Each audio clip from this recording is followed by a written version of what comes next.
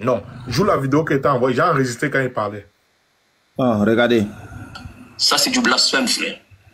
Demande ce soir avant de te coucher, demande pardon à Dieu. Parce que ça, c'est un blasphème. Très bien. Genèse 25. On va voir si Abraham n'avait que 2 fils. Mon frère, tu vaux rien, tu vagabilles beaucoup, tu vas à gauche, à droite, tu penses que tu connais, alors que tous les textes que tu as cités te condamnent toi-même. Le prophète, dans Isaïe 60, il parle à Israël, et il dit que les fils d'Ishmaël et tous les peuples viendront en terre sainte, et pas autour de la Kaaba pour aller lécher la pierre.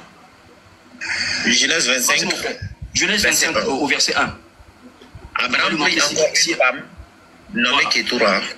Très bien. Elle lui enfanta Zimran, Jokshan, Midan, Madian, Jisbak et Shuak. C'est bon, on s'arrête là. Donc, Abraham n'avait pas que 2 fils, Isaac et Ismaël. La demande qu'Abraham fait pour Ismaël, c'est juste que Dieu lui répond, écoute, Ismaël vivra.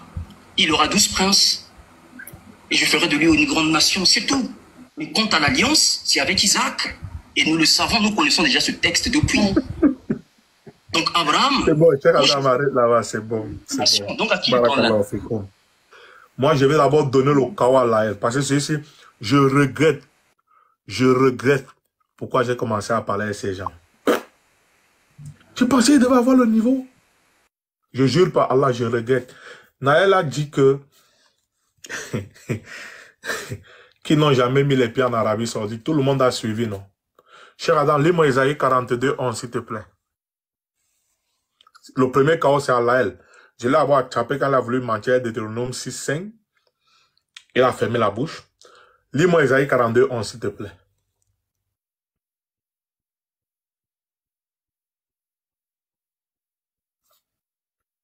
Excuse-moi, alaykoum salam. Isaïe 42, verset 11, lis. Que le désert et ses villes élèvent la voix, que les villages occupés par Kéda élèvent la voix, que les habitants des rochers tressaillent d'allégresse, que du sommet des montagnes retentissent des cris de joie. Ok. Pourquoi ils ont mis des rochers? Prends la Bible Sema avec ton téléphone. Tu as lu la Bible lui second. Ils ont mis la traduction de celle-là. Parce qu'en hébreu, celle-là signifie des rochers. Lis maintenant le même verset dans la Bible Sema, s'il te plaît. Tu peux te mettre en grand, tu montes devant tout le monde. Tu as lu dans la Bible, prenez la Bible second en commentaire. Ils ont mis plutôt la traduction de celle-là des rochers en hébreu. Maintenant, cher Adam, lis la Bible Sema, le même verset, vous allez comprendre quelque chose. Là, ça, c'est ton chaos qu'elle te donne déjà. Parce que je vais montrer quelque chose ici en privé. On va utiliser Google Earth. On va voir où cela se trouve. Donc, cher Adam, tu as ça là-bas ou bien tu n'as pas ça? Si tu n'as pas ça, j'affiche dans ma tablette ici, Inch'Allah. Oui, je vais chercher ça en ligne, quoi. Sinon, j'ai pas ça. D'accord. Isaïe 42, 11, Bible Semeur. On va lire le même verset. Vous allez voir, ça ne sera plus des rochers, mais ça sera celle-là. Et on va voir où cela se trouve. C'est simple. Parce que nous, on va utiliser Google Earth. Pour ceux qui ont le téléphone là, qui ont l'iPhone, téléchargez l'application Google Earth. Dans cette application Google Earth, tapez Mount Sela, la montagne de Sela. Vous validez vous validez juste, on voit où ça vous amène. Non, il ne va pas beaucoup. Ils viennent, ils prennent les cartes que leurs amis ont fait sur Internet. Ils viennent vous, si vous voulez qu'on sorte, vous n'avez pas le niveau, disons. Lis-nous le verset après. Désert et ville du désert, campement de Kédar, élevez votre voix. Habitants de Sela. Habitants de Sela. Ok, on va voir si là se trouve, Inch'Allah. Je ne bavarde pas beaucoup. Je vais retourner ma caméra. Là, ça c'est pour toi. Hein. Voilà le deuxième chaos que tu prends avec moi. Je l'ai fait. Pour ceux qui ont l'iPhone, téléchargez l'application Google Earth. Vous écrivez en anglais Mount Sela. Vous voyez ici, je suis à Paris.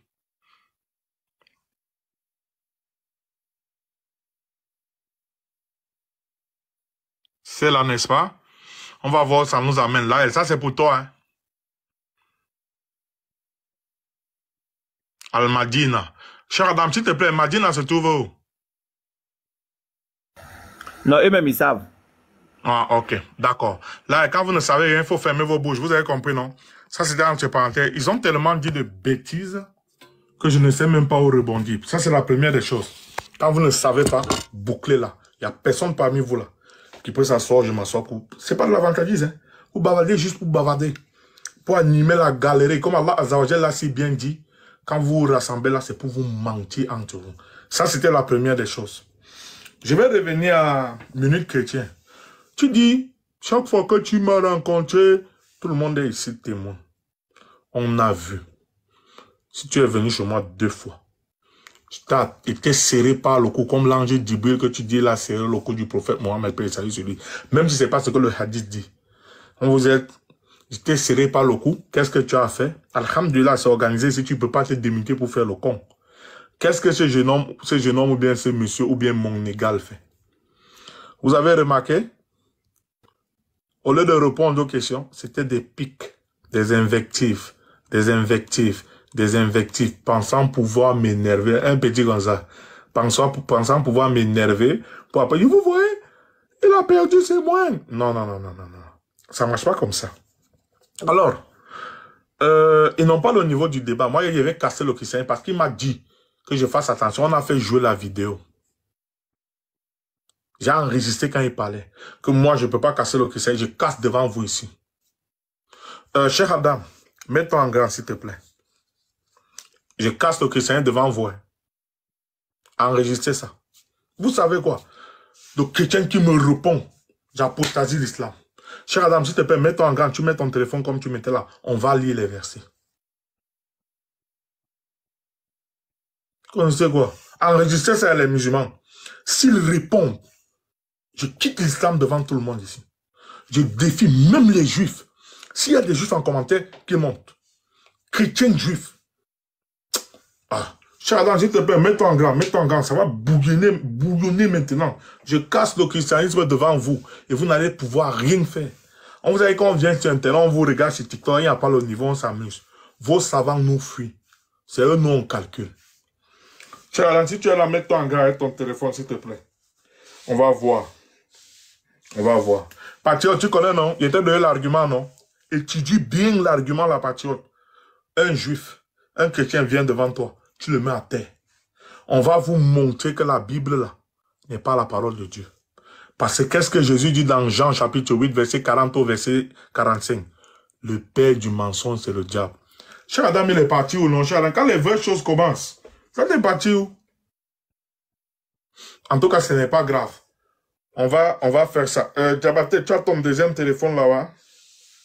Oh, dommage, Cheikh, il n'y a pas le deuxième téléphone. C'est pas grave. Khadija, tu as la Bible dans le deuxième téléphone là-bas? Attends, on va faire quelque chose. Je ne sais pas s'il y a des modérateurs, si Cheikh Adam n'est pas là, je vais descendre, tu vas faire monter Patriote, comme lui, là, l'ordinateur. Voilà, c'est quel verset? Quel verset? Ok, machallah. Les musulmans, s'il vous plaît. C'est quel verset? J'ai mis la vidéo là le matin, puis j'ai retiré. Ils veulent qu'on les enseigne gratuitement. Pourtant, la connaissance ne se donne pas gratuitement. Il faut souffrir pour l'avoir. Il faut payer pour l'avoir. Il faut s'investir pour l'avoir. Sanogo, si tu n'as pas l'école, s'il te plaît, demie-toi, cher frère. On casse le christianisme là, aujourd'hui. Ok, alors, Sanogo, Deutéronome chapitre 23, verset 2 à 3, s'il te plaît, Deutéronome 23. Deutéronome 23, verset 2 au verset 3. Ok, celui qui est issu d'une union illicite n'entrera point dans l'assemblée de l'Éternel. Même sa 10e génération n'entrera point dans l'assemblée de l'Éternel. Machallah. Celui qui est issu d'une union illicite n'entrera point dans l'assemblée de l'Éternel. Même sa 10e génération. Donc à partir de celui qui est illicite là, on compte 1, 2, 3, 4, 5, 6, jusqu'à 10. Après les 10, ils peuvent réentrer. N'est-ce pas? C'est ce que le verset dit, oui ou non, Sanogo? Matif. Machallah. Maintenant, prends-nous Genèse 38. Le verset même dit, même sa 10e génération. Même. Le verset dit, même sa 10e génération. Ouais, maintenant, prends Genèse 38. Okay. Évidemment, enregistrer ça, je casse le christianisme devant et ils vont pouvoir rien faire. Genèse combien? Le judaïsme, même les juifs ne pourront rien faire. Vous allez Genèse voir combien? ça maintenant. Genèse 38, verset 1, verset 19. Sanogo, ton micro n'est pas bon. Tu fais écho. Kaji, tu as la Bible, son micro fait écho. Genèse 38. Genèse 38. Oui, Genèse 38. Genèse 38. Verset 1 au verset 19. Lis posément. En ce temps-là, Judas s'éloigna de ses frères et se retira vers un homme d'Adulam, nommé Hira. Là, Judas vit la fille d'un Cananéen nommé Shua. Il la prit pour femme et alla vers elle. Elle devint enceinte et enfanta un fils qu'elle appela Er. Elle devint encore enceinte et enfanta un fils qu'elle appela Onan. Elle enfanta de nouveau un fils qu'elle appela Shelah. Judas était à Sésib quand elle l'enfanta. Judas prit pour Er, son premier-né, une femme nommée Tamar. Retenez le nom Tamar. Premier-né de Judas. Premier-né de Judas, était méchant aux yeux de l'Éternel. Et l'Éternel le fit mourir. Alors Judas dit à Onan, va vers la femme de ton frère, prends-la comme beau-frère et suscite une postérité à ton frère. Onan, sachant que cette postérité ne serait pas à lui, se souillait à terre juste lorsqu'il allait vers la femme de son frère afin de ne pas donner de postérité à son frère. Ce qu'il faisait déplut à l'Éternel, qui le fit aussi mourir. Alors Judas dit à Tamar, sa belle-fille, demeure veuve dans la maison de ton père, jusqu'à ce que Shelah, mon fils, soit grand. Il parlait ainsi dans la crainte que Shelah ne mourût comme ses frères. Tamar s'en alla et elle habita dans la maison de son père. Les jours s'écoulèrent et la fille de Shua, femme de Judas, mourut. Lorsque Judas fut consolé, il monta à Tima, vers ceux qui tondaient ses brebis, lui et son ami Hira d'Adulamite. On en informa Tamar et on lui dit, voici ton beau-père qui monte à Tima pour tondre ses brebis. Alors elle ôta ses habits de veuve, elle se couvrit d'un voile et s'enveloppa. Et elle s'assit à l'entrée d'Enaïm, sur le chemin de Tima, car elle voyait que Shelah était devenu grand et qu'elle ne lui était point donnée pour femme. Judas la vit et la prit pour une prostituée, parce qu'elle avait couvert son visage. Il l'aborda sur le chemin et dit, laisse-moi aller vers toi. Car il ne connut pas que c'était sa belle-fille. Elle dit, que me donneras-tu pour venir vers moi? Il répondit, je t'enverrai un chevreau de mon troupeau. Elle dit, me donneras-tu un gage jusqu'à ce que tu l'envoies? Il répondit, quel gage te donnerai-je? Elle dit, ton cachet, ton cordon et le bâton que tu as à la main. Il les lui donna, puis il alla vers elle, et elle devint enceinte de lui. Elle se leva et s'en alla. Elle ôta son voile et remit ses habits de veuve. Judas envoya le chevreau. Je continue? Oui, continue. Judas envoya le chevreau par son ami d'Adulamite pour retirer le gage des mains de la femme, mais il ne la trouva point. Il interrogea les gens du lieu en disant, où est cette prostituée qui se tenait à Enaïm sur le chemin? Il répondit, il n'y a point eu ici de prostituée. Il retourna auprès de Judas et dit, je ne l'ai pas trouvée. Et même les gens du lieu ont dit, il n'y a point eu ici de prostituée. Judas dit, qu'elle garde ce qu'elle a. Ne nous exposons pas au mépris. Voici, j'ai envoyé ce chevreau et tu ne l'as pas trouvé. Environ 3 mois après, on vint dire à Judas, Tamar, ta belle-fille, s'est prostituée et même la voilà enceinte, à la suite de sa prostitution. Et Judas dit, faites-la sortir et qu'elle soit brûlée. Comme on la menait dehors, elle fit dire à son beau-père, c'est de l'homme à qui ces choses appartiennent que je suis enceinte. Reconnais-tu, je te prie, à qui sont se cachés ces cordons et ce bâton? Judas les reconnut et dit, elle est moins coupable que moi, puisque je ne l'ai pas donnée à Sheila, mon fils, et il ne l'a connue plus. Quand elle fut au moment d'accoucher, voici, il y avait 2 jumeaux dans son ventre. Et pendant l'accouchement, il y en eut un qui présenta la main.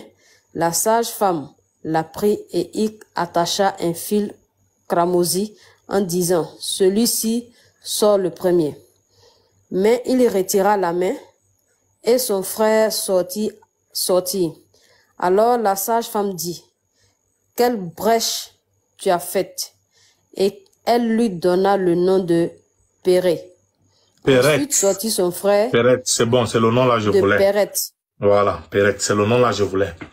Péret, écoutez bien. Péret, Tamar a eu 2 enfants. Péret, c'est qui? Lui le deuxième nom. Qu'ils écoutent. Zérach. Ensuite sortit son frère qui avait à la main le fil cramoisi et on lui donna le nom de Zérach. Masha'Allah. Tamar, qui à la base était la femme. Écoutez bien, écoutez bien. Il avait cassé le chrétien. Ils ne peuvent pas. C'est grave. Ce que vous avez lu là, vous n'avez rien compris. C'est grave. Le judaïsme, le christianisme tombe à l'eau.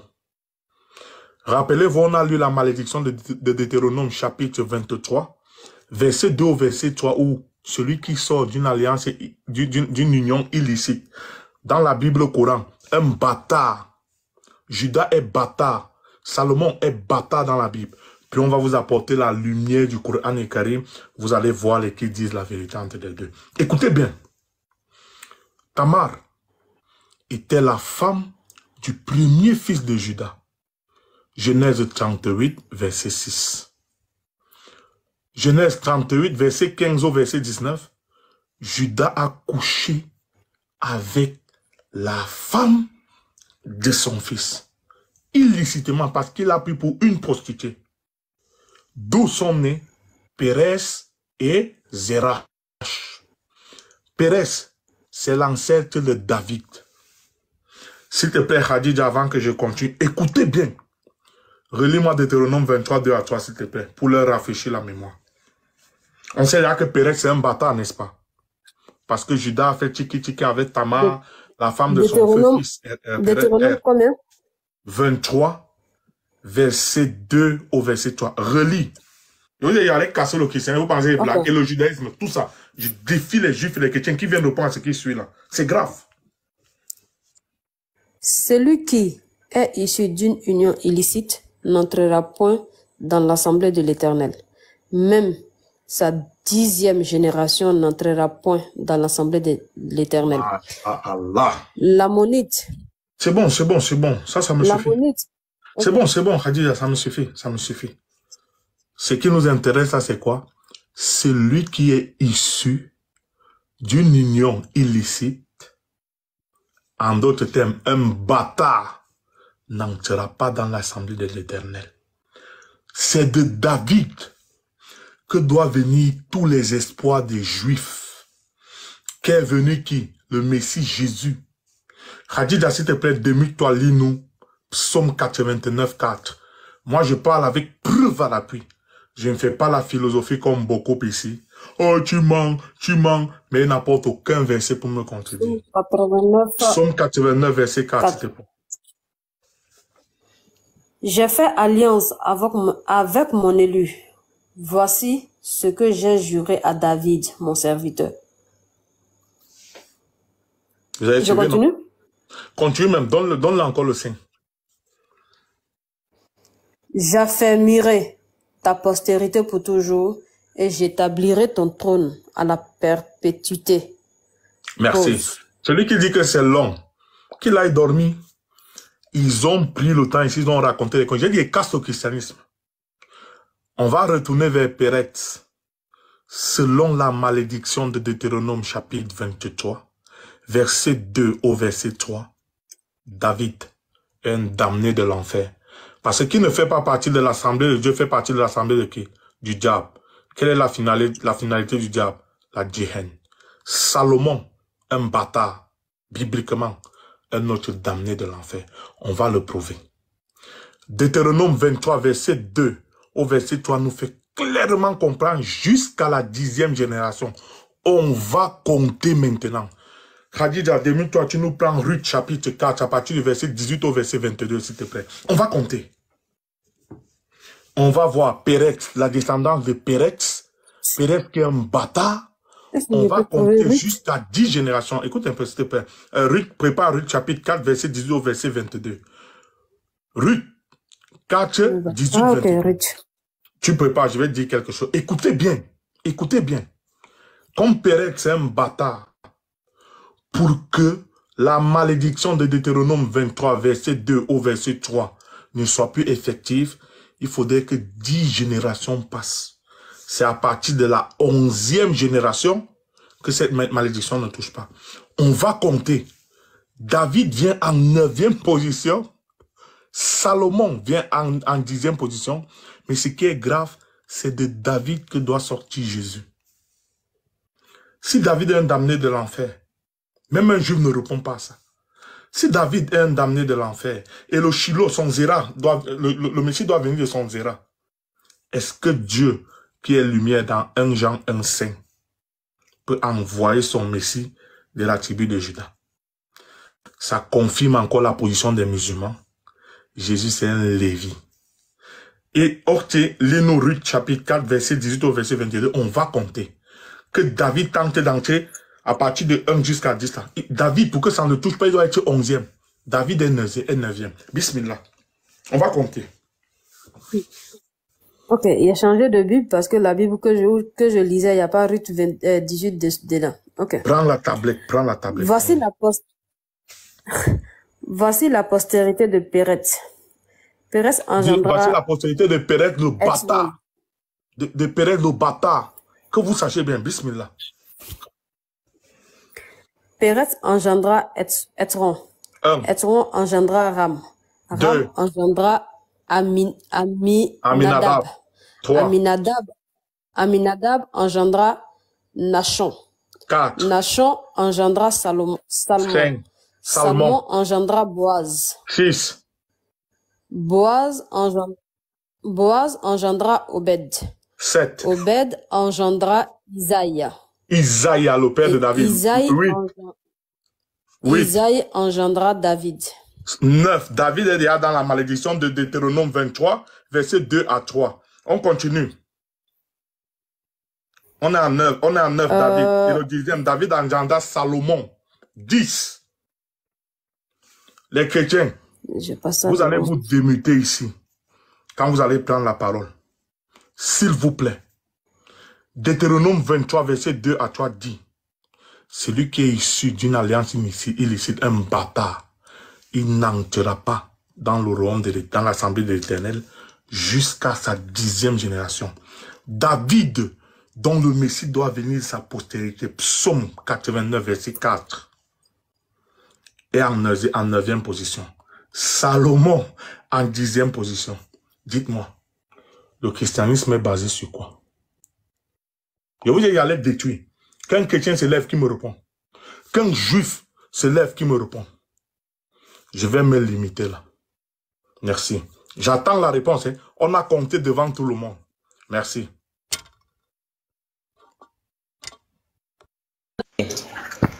Vraiment, merci beaucoup, frère Haroun. C'était très large. Je vais commencer par l'affirmation de Laël, selon laquelle Moïse est né est mort hors de Jérusalem. Également, Jésus est mort hors de Jérusalem. Ils le disent avec fierté. Ils le disent avec fierté. Khadija, s'il te plaît, il faut me lire Luc 13, verset 30 à 33. Sanogo, attends, Akhi, Sanogo, regarde. Wallah, Lazim, tu vas leur donner la porte de sortie. Ils vont aller répondre à ça et ils vont laisser le problème qu'elle a. Vraiment, laissons. Khadija, j'ai oublié, parce que nous, en islam, on donne l'enseignement, après on apporte la vérité. J'ai oublié la partie là. Khadija, est-ce que tu peux rouler le Coran? Non, Haroun, c'est bon. Là, c'est un truc. Non. Tu as fini de parler. S'il vous plaît, arrêtez vos affaires. Tu as fini de parler. S'il vous plaît, est-ce que vous pouvez arrêter le désordre? S'il vous plaît. Mais c'est toi qui fais le désordre, mon cher. Qui a pris la parole là. Si je prends même toujours la parole, il va se muter, on va vous donner la parole. S'il vous plaît, arrêtez ça. S'il vous plaît. Khadija, prends le Coran. Vous avez vu, David dans la Bible, c'est un damné de l'enfer. Salomon dans la Bible, c'est un damné de l'enfer. Quand on vous dit que la Bible est satanique. Problème, après lui, je ne prends pas la parole. Vous allez prendre la parole directement. Merci. Khadija, s'il te plaît, demute-toi. Vous allez voir comment le Coran est venu nettoyer ces bêtises. Rappelez-vous, selon Jésus, Jean chapitre 8, verset 40 au verset 45, le père du mensonge, c'est le diable. Quand on dit la Bible est satanique, on a les preuves. Khadija, s'il te plaît, prends-nous la sourate 6, verset 84 au verset 91. Ça, c'est pour donner l'enseignement aux musulmans, pour que vous voyez la chance qu'on a d'être musulmans, et puis on leur donne la parole, qu'ils nous disent, si David là, n'est pas en 9e position, si Salomon n'est pas en 10e position, puis qu'il nous relise Deutéronome 23, 2 à 3, qui nous explique. Donc, Khadija, quand tu es prêt, là, envoie la sauce, s'il te plaît. Après Haroun, c'est les chrétiens qui vont prendre la parole. Ça ne vaut pas le plus. On donne la parole aux chrétiens qui répondent à ça. Vous allez casser le christianisme, sortez de ça et voir. Même le judaïsme, sortez de ça et voir. Bon, il faut te muter, s'il vous plaît, pourquoi vous êtes toujours comme ça, non? Pourquoi vous êtes... C'est nous, on a la parole maintenant, mais tu n'as pas encore... Non, Sam, on dit après, on dit après. Il faut te calmer. Khadija, si tu n'as pas, moi je prends, je lis. Hein. Moi je vais lire. Je vais lire pour ne pas perdre de temps. Bon, j'ai pas entendu. De prendre quoi? Je disais que tu... Bon, c'est bon. De prendre quoi? La sourate 6, verset 84 au verset 91. Tu lis doucement, rien ne te précipite. Pas que les musulmans comprennent l'enseignement là.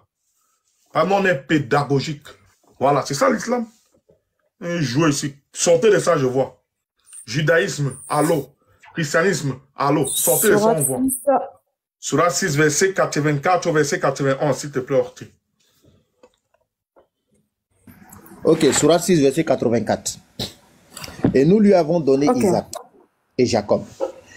Et nous les avons guidés tous les deux. Et Noé, nous l'avons guidé auparavant.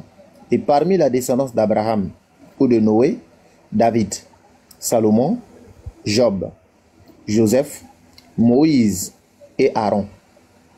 Et c'est ainsi que nous récompensons les bienfaisants. Allah nous fait comprendre que David et Salomon, qui sont maudits dans la Bible, là, sont des bienfaisants. Voilà pourquoi Allah les récompense. Continue à Ikra. 85.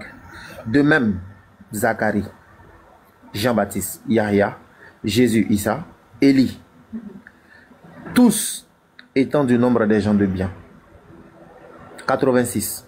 De même, Ismaël, Élisée, Jonas et Lot. Chacun d'eux, nous l'avons favorisé par-dessus le reste du monde. 87.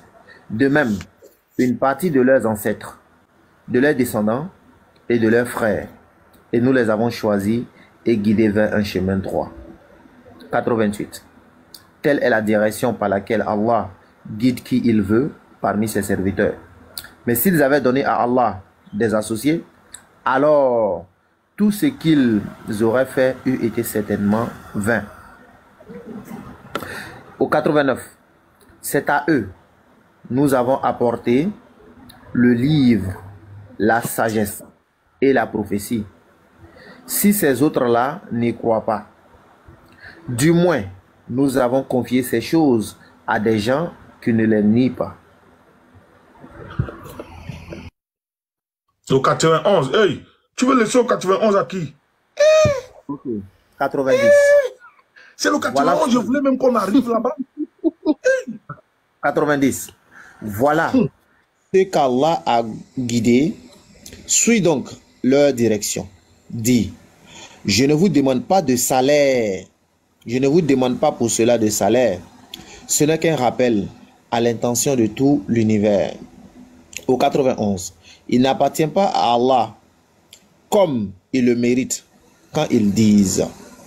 Allah n'a rien fait. Tu as mal lu, relis bien le verset là.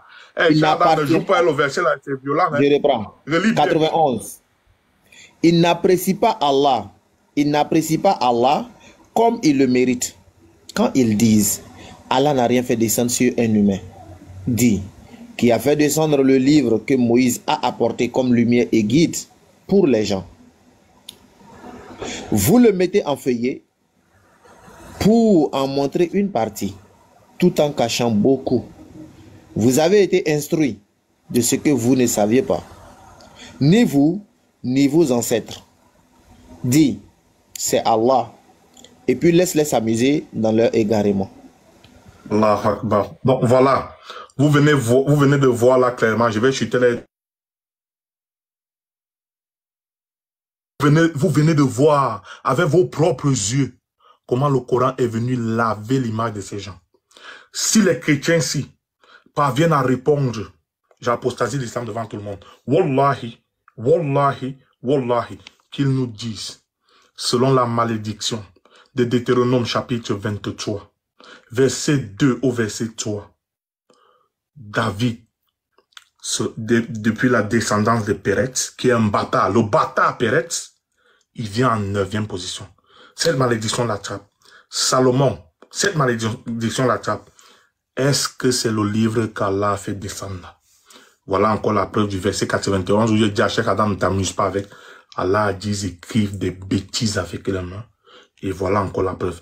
Qu'ils sortent de ça, qu'ils nous expliquent. Vous avez la parole. Pas de cacophonie. Expliquez-nous ça.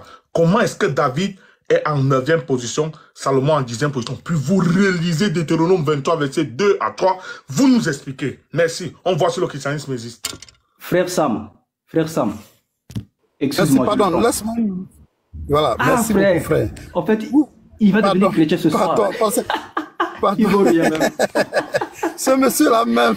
Moi aussi, j'ai aussi mon mot à dire. Je veux le manger, pardon. Oui, frère, pardon. Je veux le manger même, je ne sais pas où je vais l'attraper même.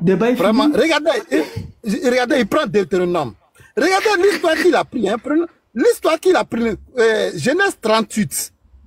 L'histoire de Genèse 38, Jacob n'était même pas encore allé en Égypte. Vous voyez, Moïse, ils ne sont même pas encore rentrés en Égypte. Et cette vie se passe à Canaan, où Jacob vivait avec sa famille. Ouais, Genèse 37, Genèse 37, vous allez voir où Joseph a eu le songe, il allait voir son papa, et puis on lui a dit, après ça maintenant, la vie de Tamar, ils étaient encore à Canaan, hein, la petite famille. Joseph n'était pas encore gouverneur. Et c'est après ça maintenant, ils vont vendre Joseph. Ils vont le vendre en Égypte. Et Joseph va faire une famille. Et de là maintenant, ils vont prendre leur papa. Au verset 38. Il a lu le 38. 39. On fit descendre Joseph en Égypte. Et Potiphar, officier de Pharaon, chef des gardes égyptiens, l'acheta des Ismaélites qu'il avait fait descendre. Au Genèse 39. Bon, Haroun, pourquoi tu es perdu, Haroun? Pourquoi l'islam de ta mère est dans la perdition? Tu prends l'histoire des peuples où les enfants d'Israël ne sont même pas encore descendus. Ils vivaient à Canaan avec leurs tantes. Et c'est cette histoire, les enfants, ils ont fait cette vie-là. Ça n'a rien à voir avec la loi. Et maintenant, Joseph et Jacob vont descendre en Égypte. Joseph va devenir gouverneur. Après des années, des centaines d'années, Moïse va naître. Tu ne peux pas ménager cette histoire avec Deutéronome. Aujourd'hui, là, si tu n'as pas quitté l'islam, là, c'est pas la peine même de faire des lives, je te dis ça. Et à partir de là, maintenant, plus tard, en Exode là-bas, des années, centaines des années, Moïse va venir, Dieu va donner la loi. Et maintenant, Dieu va régulariser. Non, tu ne dois pas sortir avec ta fille. Mais ça n'a rien à voir avec la loi. Ça n'a rien à voir avec cette vie des enfants de Jacob là. Il n'était même pas venu même encore en Égypte. Joseph n'était pas encore gouverneur, tout ça là. Il était encore petit. Et cette vie là, il menait ça entre eux. Donc comment tu peux prendre une histoire qui n'a rien à voir avec la loi et puis va mettre ça en Deutéronome? Il faut réfléchir un peu dans ta tête, Haroun. Il faut arrêter ça. C'est comme ça que tu as pris Esaïe. Esaïe, tu connais Esaïe? Toi tu connais Esaïe? Tu sais où est né? Esaïe est né à Babylone. Où les enfants des enfants d'Israël, ils étaient en captivité à Babylone. Et c'est là-bas Esaïe est né. C'est un prophète, il est né, c'est à Babylone. Donc il a prédit le temple de Jérusalem qui sera créé par les Esdras, Néhémie, le gouverneur Esdras, Néhémie. Donc il a annoncé que ce temple sera construit. Et c'est après Cyrus va donner l'ordre à Esdras et Néhémie, le gouverneur, avec Zorobabel, vont venir construire le temple. Donc quand tu prends Isaïe 66 là, ça n'a rien à voir avec la Kaaba, ça n'a rien à voir. Il parle du temple de son peuple israélite que les enfants d'Israël vont construire lorsqu'ils vont sortir de la Babylone. Et les Zorobabel, les Néhémie, ils ont construit le temple. Tu prends cette histoire et tu mets ça sur la Kaaba. Ah mon ami. Et puis tu as parlé de Séla. Mais ça c'est une coïncidence de nom. J'ai regardé ça Google Earth. Le Séla de l'Arabie Saoudite, le Séla dont Isaïe parle là. Ça n'a rien, c'est pas la même chose. Non, aujourd'hui, si tu n'as pas quitté l'islam là, c'est plus la peine. Tu mélanges une histoire qui n'a rien à voir avec Moïse qui va venir plus tard. Hein? C'est grave, vraiment, il faut te ressaisir. Je te montrais même les cartes, tout ça là. Tu dis non, mais le frère t'a corrigé, j'ai même les trucs ici. Attends, je vais te passer la parole. Frère, en attendant, je te passe une minute, je te passe la parole. Je vais lui montrer tous les archéologues qui ont fait ces recherches. Je te passe. D'accord, ok, mon frère. Attends, non, minute, va prendre la parole, puis il va te passer après la L. Va prendre la parole. Hein? Regarde. Non, non, c'est pas fini. Non, j'ai dit débat est fini. Parce que, non, laisse-moi parler. Attends, je finis débat. Parce qu'aujourd'hui, chez moi, ici, il est minuit. Pardon, frère, je vais vous laisser. Je n'ai pas encore parlé. Juste 30 secondes, Sam. Non, attendez, je vais vous laisser. Juste 30 secondes. Sam. Débat est fini. Non, pas de problème, minute, tu vas parler tout à l'heure. Allô? Sam, je vais juste éclaircir. Écoutez. Sam, si tu dis que tu es en train de finir la parole, si Minute finit de parler, les musulmans vont parler. Si tu n'as pas fini, il faut continuer. Après, Minute va parler. On passe non, ils ont parlé jusqu'à 14 minutes. Ils ont parlé 14 minutes. Nous, on peut partager nos 14 minutes là. On peut partager ça. Il faut parler. Sam. C'est pourquoi on dit faut parler. Écoutez-moi, s'il vous plaît. Sam, déjà, ce n'est pas les minutes. Ce n'est pas les minutes déjà qui sont le problème. On dit 2 chrétiens, 2 musulmans. Est-ce que tu comprends? Voilà ce qu'on a dit. 2 chrétiens parlent, 2 musulmans parlent. C'est parce que tout à l'heure, on a débordé. Est-ce que tu vois? Et comme nous tous, on a soif de la vérité, on veut écouter, c'est la raison pour laquelle on ne donne pas de restrictions, on ne donne pas de minutes. Sinon, on pouvait donner des minutes à tout un chacun. Est-ce que tu vois? Mais on laisse chacun parler librement. Et ce n'est pas parce que l'autre a fait 10 minutes que toi, à ton tour, comme tu veux parler 10 minutes aussi comme pour lui, tu vas te répéter ou bien tu vas dire les mêmes choses. Non, non, non. Moi, je ne veux pas durer longtemps. Moi, je ne dure pas longtemps. Pardon. Attends, on va tomber d'accord d'abord. Donc, si Sam a laissé la parole, un autre chrétien prend la parole. Si lui laisse, on passe aux musulmans. Voilà ce que j'ai dit. S'il vous plaît, ne dites pas comme ils ont parlé. Remets-moi en gant. Cheikh Adam. Le frère Jordi. Moi, je veux partir. Mais oui, le frère Jordi. Je finis juste le débat. Après ce truc-là, comment on appelle ça, cette séance-là, la prochaine séance-là, c'est toi et moi, on va parler. Laisse minute et puis Sam parle. Pardon, il faut donner la minute, Cheikh. Très bien. Moi, je vais partir. Voilà, c'est mieux. Mais le débat est fini. Non, il n'y a pas de minute, Sam. Haroun, tu vaux rien. Minute, je te donne la parole. Après, voilà. Okay. Aussi, veut une offre. Comme le frère Joe devait parler, mais frère, il faut te patienter. Il faut laisser une minute comme il veut descendre. Voilà. Voilà. Je lui ai monté des cartes. Faut que tu mettes ta main en grand et puis je vais laisser la parole à minute. Tu peux même mettre en grand. Voilà. Tous ceux qui ont fait toutes ces cartes-là, je vais les montrer les archéologues. Voilà. Voilà. Tous ces archéologues-là, voilà. Ici, là, ça c'est un archéologue. Frédéric, tout ça là. Il est archéologue, préhistorien. Tout cela, ce sont eux qui ont fait les cartes là. Ils ont cherché de 1880 à 1982. Tout ça, ce sont des archéologues qui ont fait toutes ces cartes. ils ont fait. C'est pas forcément des chrétiens. Ils sont allés faire même suivi à la recherche selon la Bible, et d'autres archéologistes ils ont fait des recherches où ils ont trouvé où Abraham hésitait. Même le puits d'Agar, ils ont retrouvé ça en Palestine. Ça n'a rien à voir avec la Mecque. Et puis il dit, les descendants d'Ismaël, ils étaient circoncis. Les Arabes n'étaient pas circoncis. Ils ne pouvaient pas se mélanger. Donc ils ne sont pas arabes, c'est un peuple. Donc on me dit que dans tout cela, et Isaïe prophétise. Isaïe, c'est un enfant qui est né à Babylone, la déportation. Et il a prophétisé que le temple serait reconstruit et toutes les nations vont venir, même les habitants de Kedah qui vivaient dans la Sinaï égyptien. Ils vont venir pour montrer le rassemblement des enfants d'Abraham autour de ce temple. Ça n'a rien à voir à la Mecque. Comment tu peux dire des conneries comme ça, Haroun? Arrête ça. Maintenant, tu prends l'histoire d'un peuple. Non, je ne veux plus répéter. La tribu, Jacob a ses enfants qui sont en Canaan, qui s'échangent des femmes, qui font des trucs. À ce temps, Jacob vivait. Ils ne sont même pas encore venus en Égypte. Leur frère n'était pas encore gouverneur. Et cette histoire s'est passée. Là, Moïse n'était pas encore né. Et tu viens ménager ça à Deutéronome, où les enfants d'Israël sont venus dans le désert, on les a donné la loi. Pourquoi est-ce que tu es vraiment... Il faut te ressaisir. Hein? C'est ça, tu as cassé le christianisme là. Oh, vraiment. C'est Jésus que tu as croisé dans ton rêve. Et je te passe la parole une minute. Ouais. Très bien. Merci. Voilà. Haroun, il commence à faire ce qu'il faisait avec le débat de Jack le Fou avec Jésus musulman. Lorsqu'il voyait que les arguments commençaient à les détruire, il commence à se mettre en grand, il commence à rigoler, à ricaner. Mon frère, aujourd'hui, tu vas te faire baptiser. Tu as dit que la Bible est satanique. Là, tu as blasphémé. Tu blasphèmes contre ton propre Dieu qui dit que la Bible, c'est-à-dire l'évangile et la Torah, vient d'Allah. Donc, tu fais honte à tous tes frères sur le panel. Mon frère, mets une image. Fais pas des... Personne ne met son visage ici, s'il te plaît. Enlève ton visage, frère Haroun. Merci. Par respect à tout le monde, s'il te plaît. Merci beaucoup. Tout le monde a mis une représentation. Donc, il n'y a pas d'image ici, s'il te plaît. Enlève la vidéo que tu es en train de faire là. Merci. Ne fais pas des mimiques, des ricanements, tout ça. C'est pas... Ça vous dessert, en fait. Donc... mets juste une image et on continue à débattre. Haroun, s'il te plaît, il faut le laisser faire, pardon. Ben oui. S'il te plaît. C'est toujours ça qu'il fait, Haroun.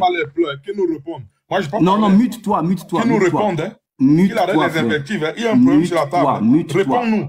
Oh. C'est toi qui fais les invectives de tout à l'heure. Tu n'as pas arrêté de faire des invectives. Donc, enlève ton image là. Mets une image neutre. Merci beaucoup. Mais il a muté, non, il n'a pas muté. Haroun, s'il te plaît. Il a muté, voilà. Donc, vas-y, minute. Très bien.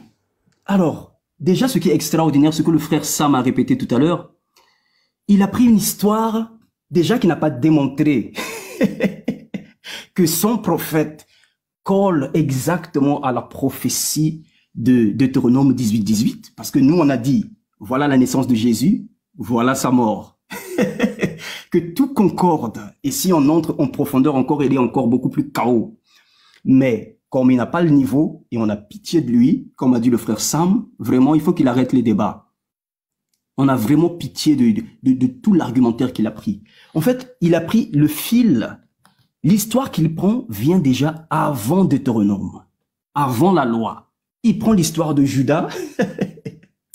Ah, tu vaux rien, Haroun. Tu vaux vraiment rien. Tu prends l'histoire de Judas qui n'a rien à voir avec Deutéronome. Deutéronome n'est pas encore révélé. Tu prends ça, tu le tords à gauche, à droite, tu comptes, je sais pas, tu comptes les générations, pourtant ça n'a absolument rien à voir. Déjà ça, tu ne montres pas que ton prophète, c'est le prophète de Deutéronome 18-18. Donc tu es déjà hors sujet, tu fais que des hors sujets. Tu es maintenant géographe, tu fais de la géographie depuis tout à l'heure, Ah, très bien. Bon, maintenant, on va nettoyer tout ce que tu as dit parce que tu n'as pas le niveau, mon frère. Tu as dit que Judas a eu une relation illicite. D'accord? C'est ce que tu as dit. Très bien. Maintenant, on va venir sur la naissance d'Ishmaël. D'accord? Tu as dit que, écoute, Judas a couché avec une prostituée, tout ça, c'était une relation illicite. D'accord? C'est ce que tu as dit.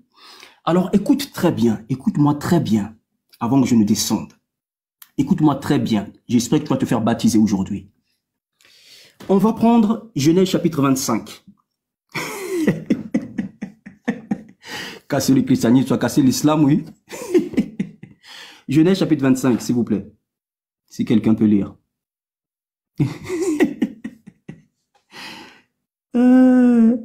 La sœur qui est en train de lire tout à l'heure pour Haroun, est-ce que c'est possible? Genèse 25. Tu as fait hors sujet, hors sujet. Tu n'as pas montré les caractéristiques de ton prophète. Tu ne peux pas montrer les caractéristiques de ton prophète. Genèse 25, au verset 1. Abraham prit encore une femme nommée Ketura. Très bien. Elle lui on va s'arrêter là. On va s'arrêter là. Okay. Attends, on va s'arrêter là. On va s'arrêter là. Abraham prit une femme, c'est-à-dire il se marie avec cette femme. Il prend la femme. Tu vois, il prend la femme. Cette femme lui est licite. C'est une union licite. OK? On va venir attendez. Genèse chapitre 16. S'il vous plaît.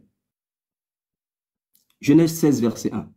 On va rentrer dans sa logique de Judas parce que là, puisqu'il ne peut pas prouver que son prophète est le prophète de Deutéronome 18, là, il est déjà KO. Hein? Haroun, frère, viens faire ton baptême, mon frère. L'islam est tombé aujourd'hui, grâce à toi. Merci beaucoup. Donc, Deutéronome, ouais, Genèse 16, s'il vous plaît. Ok. Au verset 1? Oui. Ok. Sarai, femme d'Abraham, ne lui avait point donné d'enfant. Très bien. Déjà, on précise, hein, on précise, Sarai, femme d'Abraham. Donc, c'est sa femme, hein. Donc, c'est licite. C'est une union licite, bénie, sainte. On continue, ma soeur. Elle avait une servante égyptienne nommée Agar. Ok, donc Agar, c'est pas la femme d'Abraham. Hein? Agar, c'est pas la femme d'Abraham. On y va. Et Sarai dit à Abraham, voici l'Éternel m'a rendu stérile. Viens, je te prie, vers ma servante, peut-être aurais-je par elle des enfants. Abraham écouta la voix de Sarai. Je continue? Continue. Alors Sarai, femme d'Abraham, prit Agar, l'Égyptienne, sa servante, et la donna pour femme à Abraham.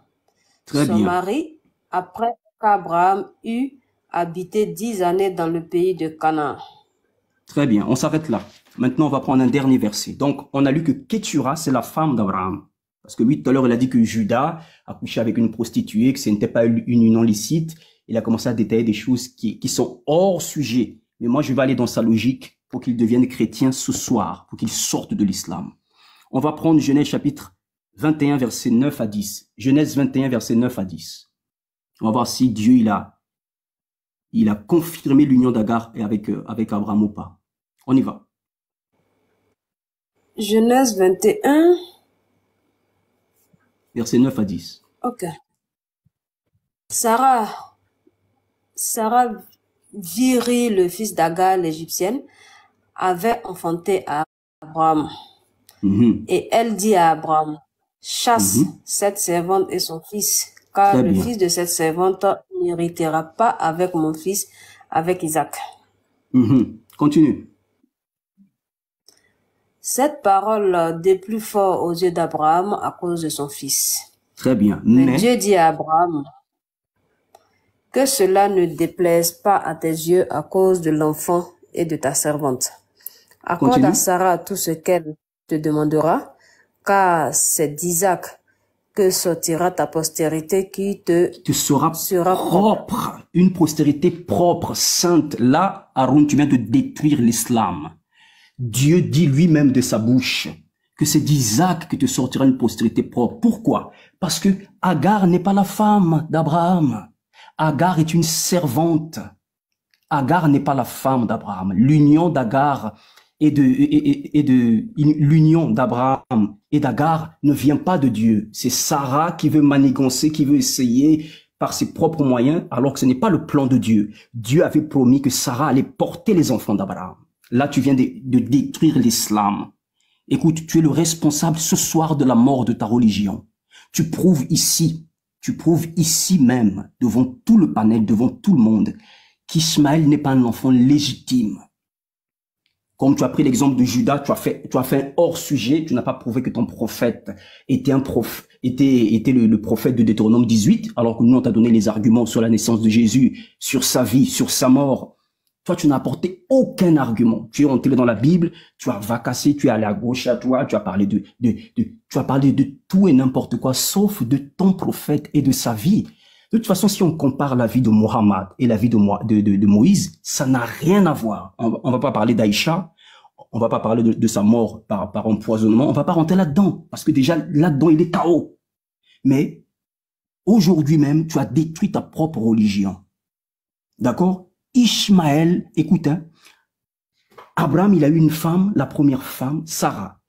Et la Bible dit encore dans Genèse 25 qu'il a eu lui-même qu'il a pris une autre femme, une femme qui lui est légitime, sa femme à lui, Kétura, avec qui il a eu des enfants par sa propre volonté. D'accord? Mais par contre, pour Agar c'est une femme illégitime, ce n'est pas la femme d'Abraham. Donc l'enfant qui naît n'est pas un enfant légitime.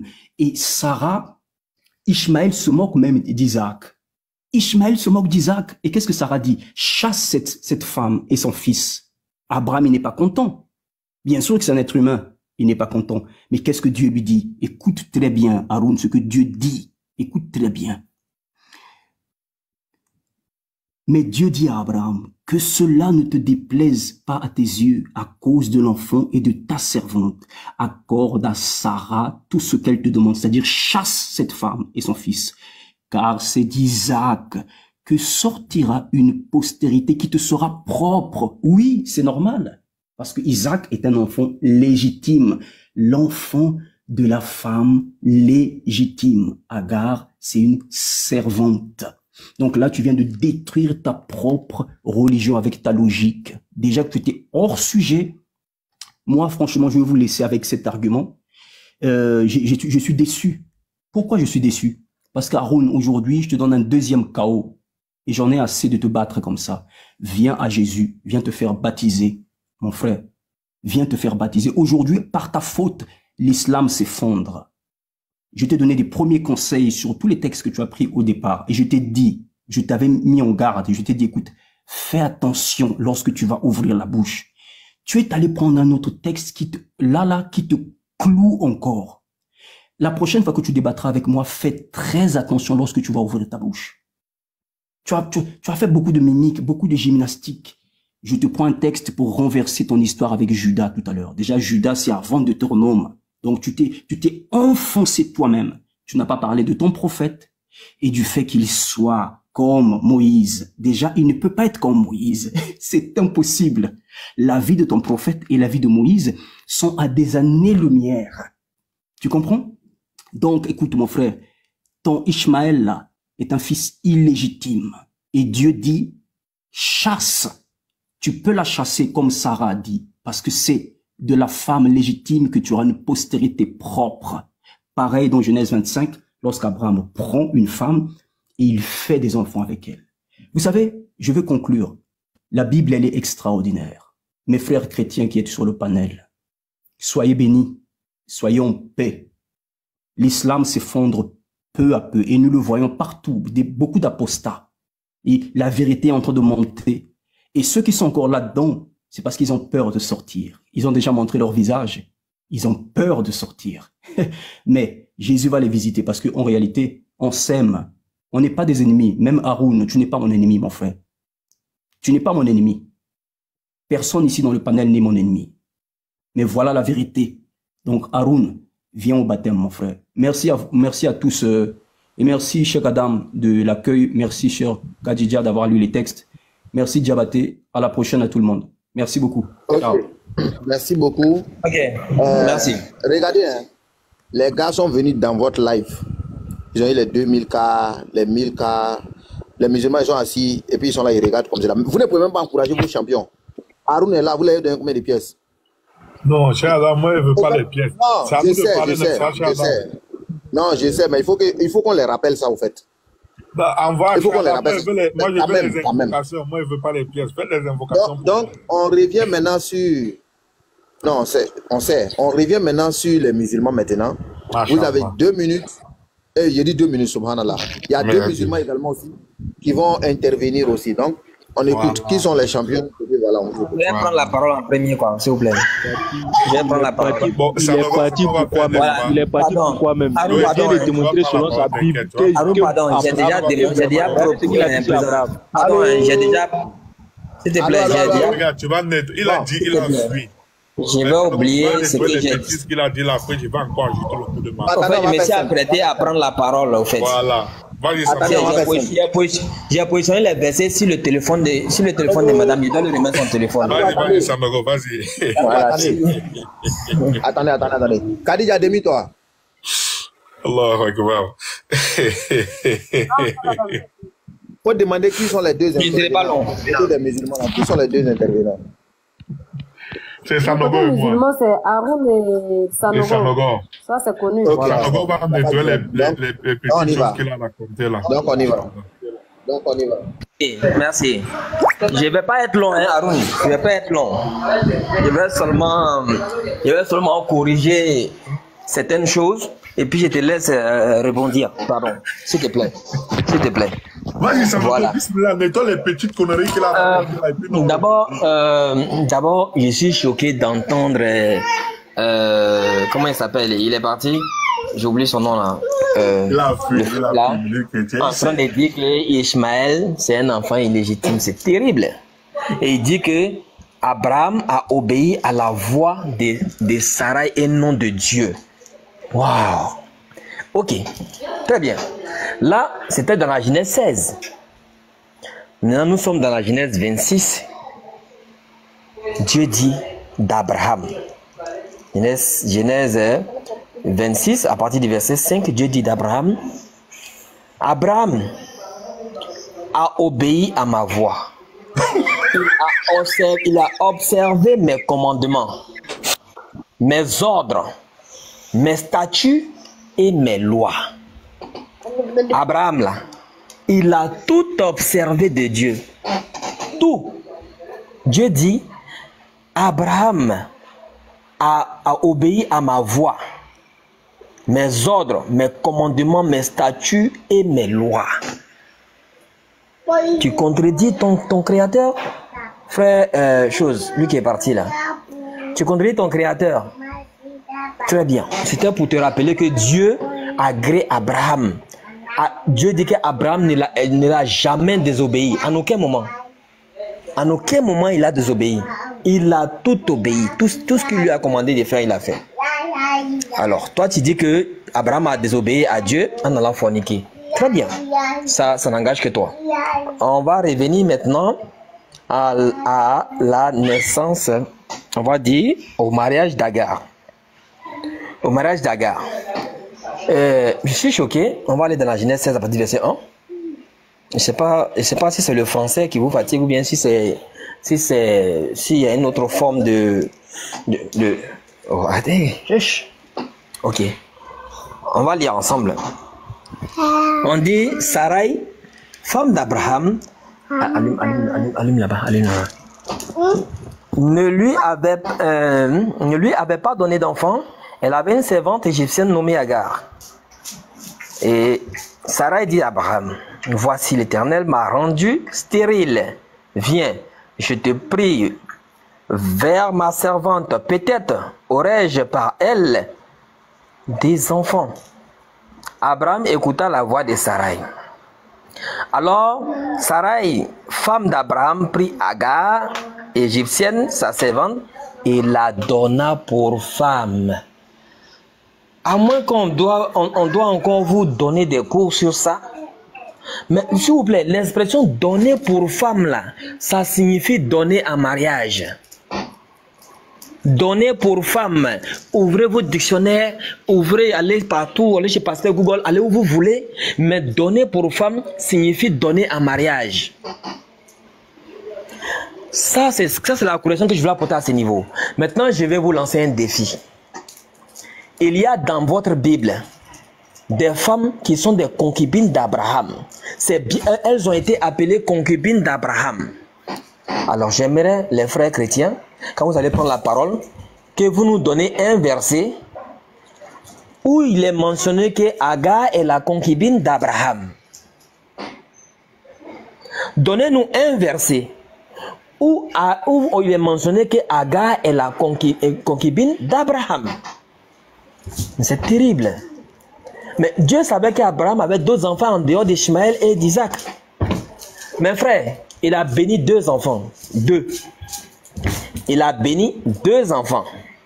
Parce que ces 2 enfants sont issus d'une union licite. C'est pour ça que Dieu les bénit.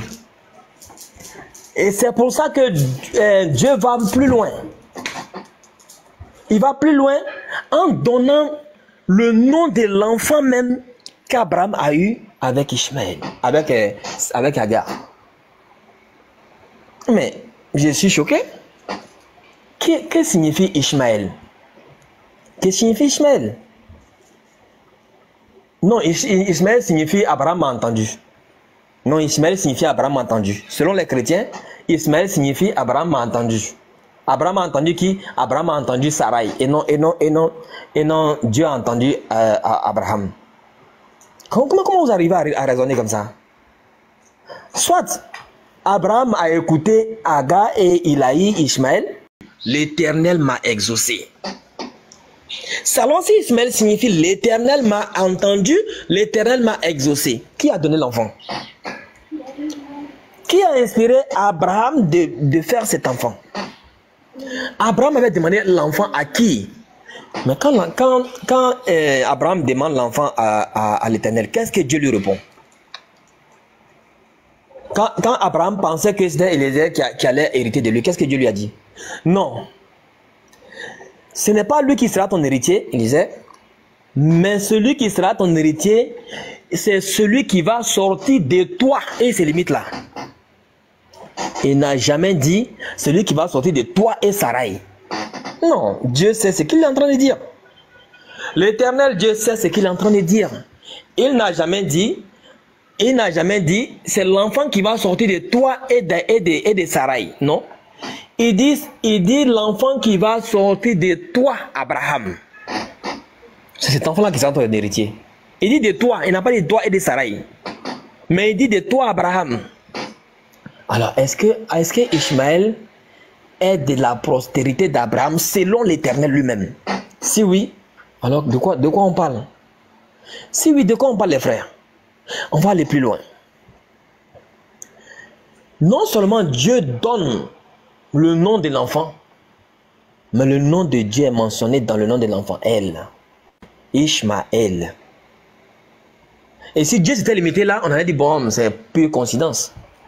Mais qu'est-ce que Dieu va faire? Il dit, Dieu, qu'est-ce qu'il va faire? C'est lui-même qui va demeurer avec l'enfant pour son éducation jusqu'à ce qu'il devienne tiré d'Arc. On dit l'Éternel Dieu lui-même demeure avec l'enfant jusqu'à ce qu'il devienne tiré d'Arc. C'est Dieu qui éduque Ishmaël. Les frères, je ne sais pas comment vous faites. Et voilà le frère. Qu'est-ce qui va nous sortir? Dieu dit à Abraham, non, c'est celui qui va sortir, comment je ferai mon alliance avec celui qui te sera proposé. Dans Genèse, excuse-moi, Genèse 21, on va lire, pardonnez, excusez-moi. Genèse 21, qui peut lire pour moi s'il vous plaît? Qui peut lire pour moi rapidement s'il vous plaît? Qui peut lire pour moi s'il vous plaît? Genèse 21. Ça vous dit quoi? Genèse 21, en ce qui concerne la descendance d'Abraham qui lui sera propre. 17 à 18. C'est 21, non? Oui, chapitre 21, verset 17 à 18. Ok, voilà. Merci beaucoup, frère. Ok. Oui. Faut nous lire, s'il te plaît. Dieu entendit la voix de l'enfant. Est-ce que c'est ça? C'est pas ça? C'est ça. Lis seulement, c'est ça. D'accord. Genèse 21, verset 17. Si tu veux, tu lis le verset 16 même, si tu veux. Mais moi, j'aime beaucoup quand tu remontes, regarde, s'il te plaît, remonte d'abord au verset 12. Verset 12. Voilà, remonte d'abord au verset 12. C'est ça. Ouais. Verset 12. On dit, mais Dieu dit à Abraham que cela ne déplaise pas à tes yeux à cause de l'enfant et de ta servante. Accorde à Sarah tout ce qu'elle te demandera, car c'est Isaac que sortira une postérité qui te sera propre. Je continue. Et le frère, merci, non, ça va. Et le frère prend la postérité qui te sera propre pour dire que Ishmaël est d'une postérité sale, illégitime. Voyez comment ils traumatisent les gens, ils arnaquent les gens dans les églises. Ici, quand on te dit... Tu peux me laisser la partie si je termine, je ne vais pas faire la salade, c'est fait tard ici, s'il te plaît. Et si tu prends la parole, je ne pourrai plus reprendre la parole, en fait. Ok. Si tu prends la parole, je ne serai pas long, je vais finir tout à l'heure. Voilà. Alors, les frères, voyez-vous, ils disent que quand Dieu dit la postérité qui te, une postérité qui te sera propre, ça veut dire que Ishmaël est sale. Non, les frères. Si j'ai dit ma propre voiture, ça veut dire qu'il n'y a pas l'argent de quelqu'un dedans. Je l'ai acheté avec mon propre argent. Mais pourquoi, en ce qui concerne Ishmaël, ce n'est pas une postérité qui est propre à Abraham? Parce que la bénédiction que Dieu a fait à Ishmaël va au-delà de la postérité d'Abraham. Donc, en ce qui concerne Ishmaël, ça ne sera pas la bénédiction ne s'étend pas seulement à la postérité qui est propre à Abraham. Non, mais ça va au-delà. Cette bénédiction que Ishmaël reçoit va au-delà de la postérité propre à Abraham. En ce qui concerne Isaac, ça se limite seulement à ceux qui ont le sang d'Abraham. Est-ce que vous comprenez le sens de ce mot? La bénédiction que Dieu fait à Isaac, là, ça se limite seulement à ceux qui ont le sang d'Abraham. Mais en ce qui concerne Ishmaël, va au-delà de ceux qui n'ont pas le sang d'Abraham. Voilà tout simple ce que le mot signifie. Rien d'autre que vous pouvez enseigner aux gens dans les églises. Alors qu'est-ce qui... Regardez ce que Dieu lui dit. Il lui dit, Genèse 17, à partir du verset 21, à l'égard d'Ishmaël, je t'ai exaucé, voici, je le bénirai, je le rendrai fécond. Est-ce que vous devez savoir? C'est que Ishmaël était déjà né. Hein? Il était déjà né. Il avait déjà même pratiquement près de 13 ans. Mais Dieu n'a pas dit je le bénis, il dit je le bénirai. Je le rendrai fécond. Et je le multiplierai à l'infini. S'il vous plaît, il y a des ponctuations, ce sont les virgules. Et ce sont des conjonctions de coordination. Ça additionne les citations. Et je le multiplierai à l'infini. C'est pas fini. Je le bénirai, je le rendrai fécond, je le multiplierai à l'infini. Si on s'arrêtait là, ce que vous racontez dans les églises, là, ça serait vrai. Mais voilà, Dieu va au-delà maintenant. Il dit, il engendra 12 princes. Frère, celui qui engendre 12 princes, lui-même, il est quoi? Celui qui engendre des princes, là, lui-même, il est quoi? On continue. Et je ferai de lui une grande nation. J'aimerais quand les chrétiens vont prendre la parole, qu'ils nous disent, on est grand devant Dieu par le nombre d'enfants, ou bien par le nombre de biens, ou bien on est grand devant Dieu par la piété. Est-ce que, écoutez très bien la question. On est grand, on est une grande nation aux yeux de Dieu, par les biens, ou bien par les armes, ou bien, je ne sais pas, par le nombre d'enfants, ou bien par le nombre de population, ou bien par la piété. Répondez à cette question. Quand vous allez trouver la réponse, vous allez comprendre ce que grande nation ici signifie en ce qui concerne Ishmaël. Alors, petite parenthèse et puis je chute maintenant pour que mon frère prenne la parole. Ils étaient tous joyeux, c'est par là que je voulais commencer. Ils étaient tous joyeux en disant que oui, Moïse, Moïse est mort hors de Jérusalem. Et Jésus aussi est mort hors de Jérusalem. Donc voilà. Bon, c'est terrible. Bon, franchement, attendez, je vais lire sur mon verset. Et puis on va voir ce que Jésus dit de ceux qui meurent hors de Jérusalem. Et vous allez voir si ça vous est profitable. On va aller au verset 30. Je suis dans Luc 3, au verset 30. On dit, et voici, il y a des derniers qui seront les premiers, et des premiers qui seront les derniers. Ce même jour, quelques pharisiens vinrent lui dire, va-t'en, pars, car Hérode veut te tuer. Il leur répondit, parlant de Jésus, s'il vous plaît, allez, dites à ces renards, voici, je chasse les démons, et je fais des guérisons aujourd'hui et demain, et le troisième jour, j'aurai fini.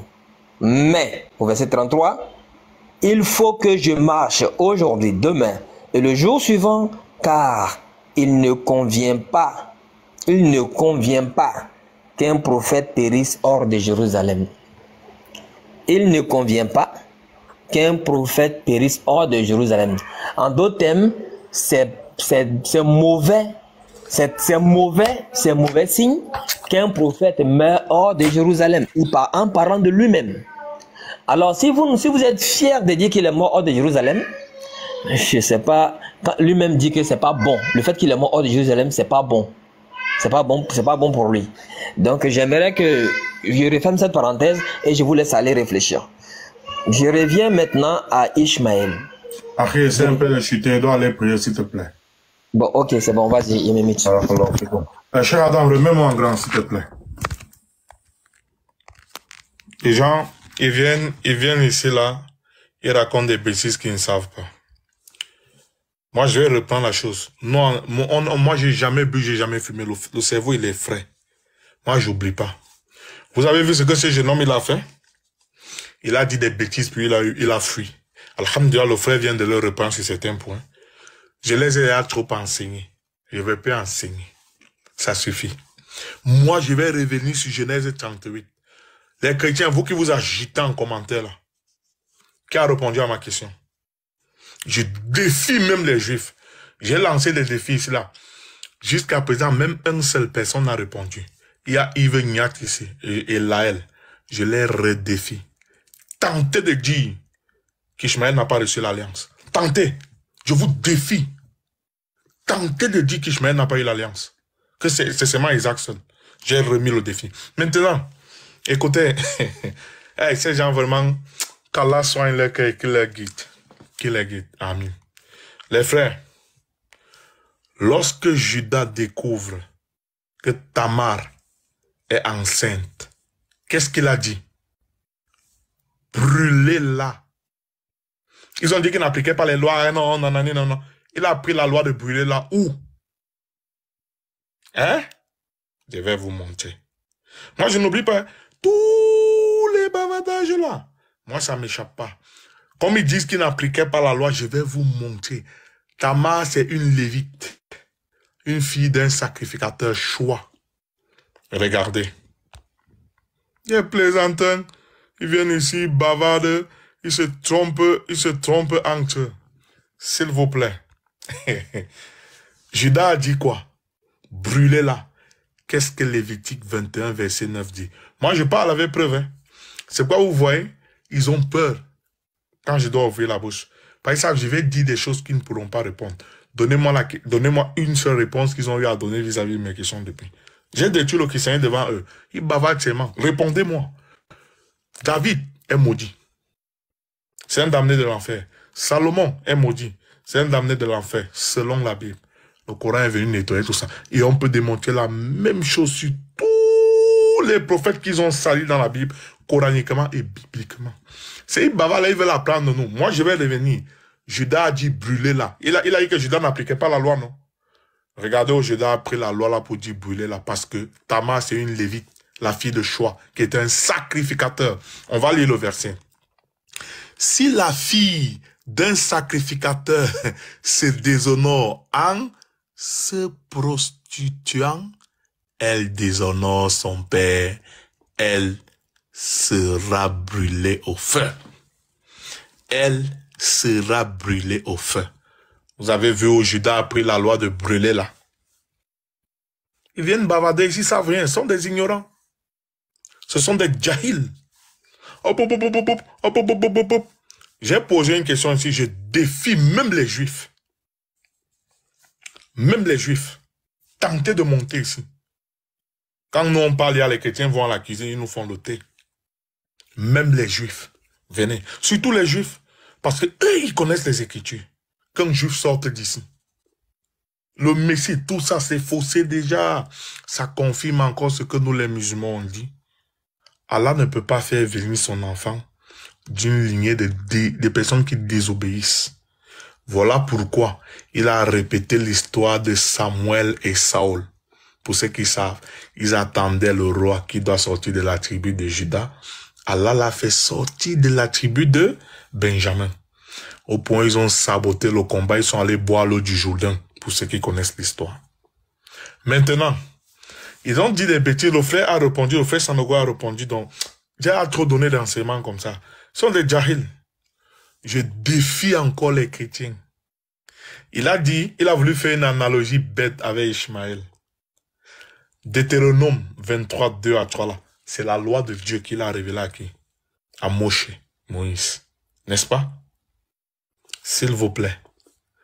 Si Ishmaël est un maudit selon l'analogie qu'il a voulu faire, c'est pourquoi il a fui. Parce qu'il savait que s'il touche la parole là, c'est grave. Dieu bénit quelqu'un qui l'a maudit. Qui est le premier des enfants d'Abraham qui reçoit la bénédiction? Déjà, qui choisit le nom d'Ishmaël? C'est Abraham ou c'est Dieu? On va faire ça chap, Inch'Allah. Qui choisit le nom d'Ishmaël? Avant de lire Proverbe 26, verset 5, répond à l'insensé selon sa folie, afin qu'il ne se regarde pas comme sage. Répond à l'insensé selon sa folie, afin qu'il ne se regarde pas comme sage. Les frères, notez, hein, je défie tout chrétien, dans tout le livre de la Genèse, donnez-moi un seul verset où Isaac est appelé grande nation ou nation. C'est Jacob. Allahu Akbar. La connaissance est bien. Je défie tout chrétien. Donnez-moi un seul verset dans le livre de la Genèse où Isaac est appelé grande nation. Il n'y a que Abraham 2 fois, Ishmaël 2 fois et Jacob 1 fois. Grande nation ressort dans tout le livre de la Genèse 5 fois. Je vois si Isaac a appelé grande nation là-bas. Déjà pour commencer, retournez maintenant dans Genèse 12, 3. Puis vous retournez maintenant dans Genèse 17, 20. Vous voyez comment les versets sont similaires. Ce sont des ignorants, ils savent bien. On les a là trop enseigné. Donc, moi je vais chuter là. Je dois aller faire ma dernière prière. Vous avez vu, les chrétiens, j'ai détruit le christianisme devant vous. Parce que si je n'aurais pas détruit le christianisme, il m'aurait donné les réponses à mes questions. S'il vous plaît, David, dans la généalogie de Péretz, vient en 9e position. Salomon vient en 10e position. Péretz est un bâtard. Judas a fait les bêtises avec Tamar, la femme de son premier fils, la femme de son deuxième fils, Onan, et celle qui était destinée à être la femme de son troisième fils, Shelah. Une union illicite. Et la loi de Deutéronome 23, 2 à 3 a condamné ça en disant, la personne qui est issue de ça là n'entrera pas dans l'assemblée de l'Éternel jusqu'à sa 10e génération. On a compté devant tout le monde. Vous avez vu? Nous on parle avec preuve. Qu'ils me contredisent. J'ai mis le judaïsme par Allah à terre. Parce que tous les espoirs des Juifs sont déposés sur David. Le Messie qu'ils attendent, c'est ce qui? David. Si David est un condamné de l'enfer, dans la Torah comme dans la Bible, c'est quel Messie Allah va envoyer là-bas? Ça conforte et confirme encore le point des musulmans. Jésus vient de Lévi. Et rappelez-vous, Lévi là, c'était le plus gentil des 12 fils de Jacob. C'était, je peux le prouver. C'est lui qui va encore discuter. Qui vient? On entre dans la Bible. Je peux le prouver que c'était le plus gentil des fils de Jacob. Voilà pourquoi Allah a fait venir Jésus de là. Maintenant, petit cadeau chrétien. Vous qui cherchez la vérité, allez demander à n'importe quel juif. Le fils adoptif n'hérite jamais de son papa adoptif. Seul le fils du Zéra, la postérité, hérite de son papa. Sinon, le frère Sanogo a fait mention, quand Abraham pensait qu'il allait mourir sans enfant, il voulait donner son héritage à qui? Son fils adoptif. Qu'est-ce que Dieu a décidé? Tu auras une postérité. C'est depuis là, les Juifs tirent cette loi-là. Que ce soit bien clair. N'est-ce pas? Vous dites que Jésus a adopté par David, parce que, rappelez-vous, il est né d'une manière miraculeuse. Il y a des choses qui sont encore ici, c'est grave, mais bon, on les a trop donnés gratuitement. Non, c'est casse sa tête pour étudier et ils viennent prendre gratuitement. Ce sont des ignorants. Quand on parle comme ça, ils viennent chercher à vouloir entrer dans ça. Vous comprenez un peu? Alors, vous avez bien compris l'histoire. J'ai posé des questions graves. Genèse 12, 3. Genèse 17, 19. La bénédiction sous forme d'alliance sur Isaac. Genèse 17, 20. L'alliance sous forme de grande nation pour Ishmaël. Matthieu 21, verset 43. Jésus a fermé la porte au gouvernement de qui? De la maison d'Isaac.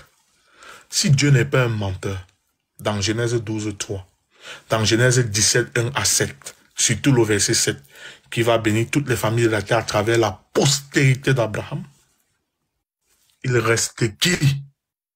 Si vous voulez dire que c'est vous les chrétiens qui n'êtes pas de la postérité d'Abraham, les vrais païens là, Dieu a donc menti à Abraham dans Genèse 12, verset 3.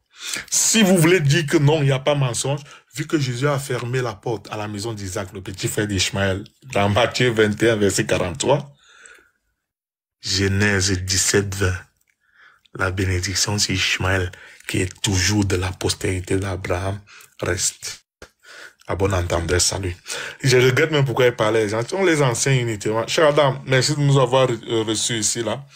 Tout ce que j'ai eu à dire de mal, ça vient de moi, ça vient de Shaitan, qu'Allah Azzawajal me pardonne. Tout ce que j'ai eu à dire de bien par la grâce d'Allah Azzawajal, que cela bénéficie à tous les musulmans qui étaient présents. Que cela bénéficie à tous les musulmans qui étaient avant nous. Que cela bénéficie à tous les musulmans qui seront après nous, Inch'Allah. Et que cela soit un motif pour nous le jour de Yom El-Qiyam. Ce jour où Allah Azzawajal sera en colère comme il ne l'a jamais été et qu'il ne le sera plus. Pour qu'on puisse utiliser cela, qu'il dépose sa rahma sur nous, sa miséricorde sur nous, pour qu'on puisse entrer dans son paradis et y demeurer éternellement. Les chrétiens, ce fut un plaisir de parler avec vous. Si je vous ai choqué avec mes mots, pardonnez-moi, ce n'était pas l'intention. On reste tous des frères par Adam. Merci beaucoup, Aaron. Merci beaucoup, Aaron. Ok. Passez une bonne soirée. Aaron, tu parles, calme-toi, tu as le temps de courir. Un instant, on arrive, un instant. Donc, déjà, merci beaucoup à tout le monde. Barakallahu fik. Donc, les chrétiens ainsi que les musulmans, merci à vous tous.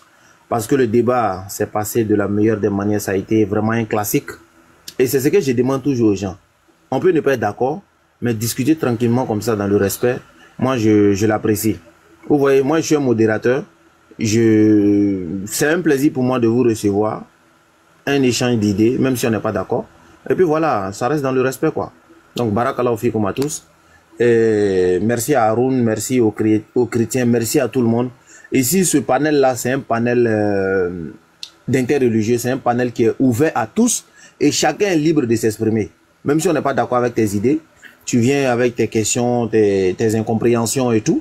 Et par la grâce d'Allah, il y aura toujours quelqu'un pour te répondre. Donc, c'est tout le temps là. Si vous voulez faire vos débats, si vous voulez faire vos échanges, en tout cas, on est là, par la grâce d'Allah. Et c'est pour faire promouvoir également aussi la religion de vérité.